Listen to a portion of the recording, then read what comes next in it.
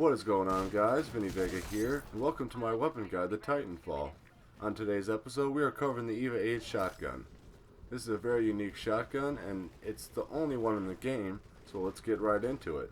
Looking at the stat chart from Synthetic.com, going from left to right, the EVA-8 is by far the slowest fire rate of all the pilot weapons in the game. It has a fire rate of 103.2. In most shooters, this is extremely slow in comparison, but it does have its perks and benefits if you use it right.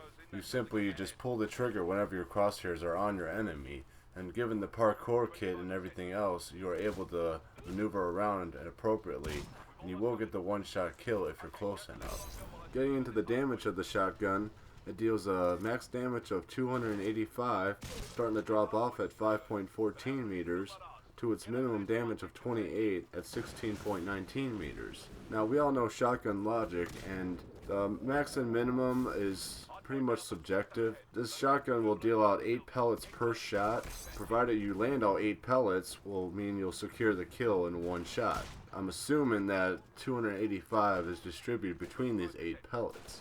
But we all know shotgun logic. Sometimes you get that one-shot kill from a really retarded range for some reason. Sometimes you get what seems to be a one-shot kill ends up being a 2 or 3 shot kill, or you get killed in the process. There's no rhyme or reason to shotguns, and we've all seen this in many shooters, and Titanfall is no exception to this rule. So it really all depends on how accurate you are, how good you are at your parkour as well. Now, there is no headshot multiplier for this gun, so your best bet is to aim for the body. This will increase your chances of landing all 8 pellets on your enemy pilot. Now, getting into that, the lead wall attachment does increase the spread, but it does not add pellets to the spread. Therefore, your aim might be more forgiven if you're not as accurate, but you have less of a shot of getting that one-shot kill. And you also take a hit in damage as well. Interestingly enough, drops down to 237 at its max damage. The minimum damage, it drops down to 23.33.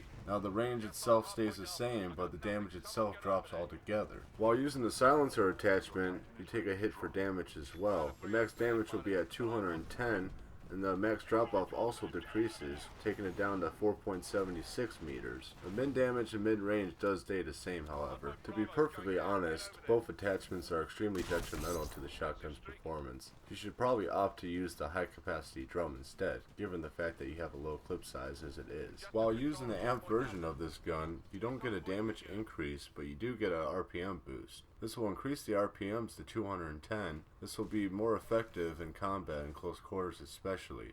You can pretty much pull the trigger as fast as you want and it will keep firing. The damage range and minimum range will stay the same. Just keep in mind that your clip size will remain low. Choose your shots wisely. Versus Titans, it will deal 130 damage up close and 10 damage from far away. This is something that I will not recommend you do.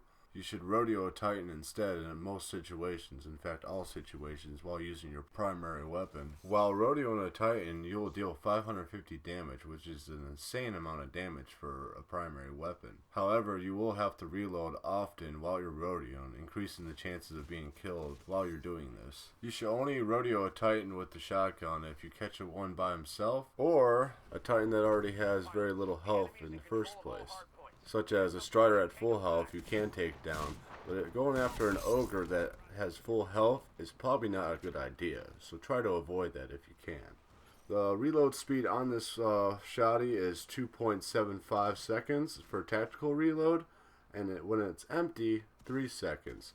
This is a lot of time, and most guns will outclass you in the reload department. Most guns are generally around 2.5 seconds or less, so you'll find this to be very frustrating, especially if you don't have the high capacity drum. The quick reload, however, is at 1.7 seconds for tactical reload and a 2 seconds flat for an empty reload. This is substantially faster, about a second for each, faster than the regular reload. The one on the left is a standard tactical reload, and the one on the right is empty reload using the quick reload kit. The quick reload kit could be highly beneficial to the shotgun.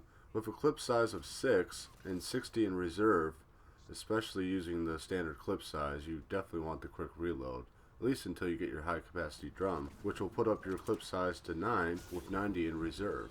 Something that is also unique about the EVA-8 shotgun The hip spread stays the same no matter what. You can be firing from the hip, aiming down the sights, wall running, in the air. Hell, if you were able to do a backflip, it would still stay the same. Just keep in mind that the farther away you are, the more the pellets are going to spread. So ideally you want to be as close as possible. I would recommend using stem in conjunction with the EVA-8 shotgun, just so you can close the gap on your enemies, and also gives you a health boost whenever you do get shot. So sometimes you'll be in a situation where you might get shot first, but as soon as you pop that stem on, it will immediately heal you from that one shot and giving you the upper hand. Getting into the recommended class setup, we will be using the EVA-8 shotgun with the high capacity drum. For our ability, we'll be using stem. For ordnance, we'll be using satchel charge.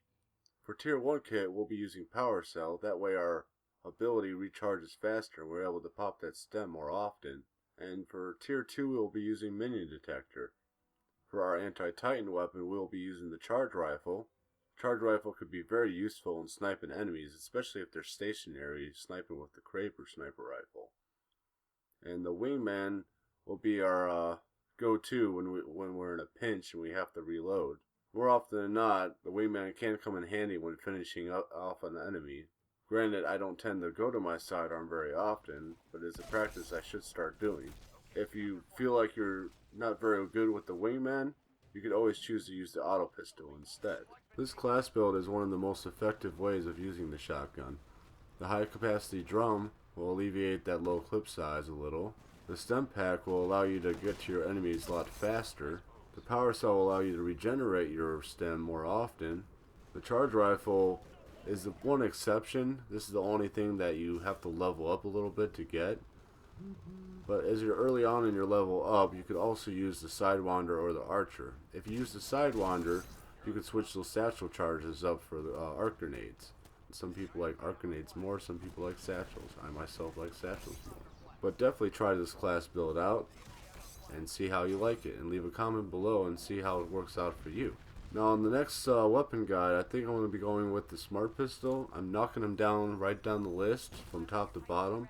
But if there's a weapon that you particularly like, that you want me to do a weapon guide that's farther down the list, do let me know in the comment section below. As always guys, hope you guys have a wonderful day. Don't forget to like, comment, and subscribe, and I'll see you on the next one. If you haven't seen my last weapon guide on the carbine, click the video on the left.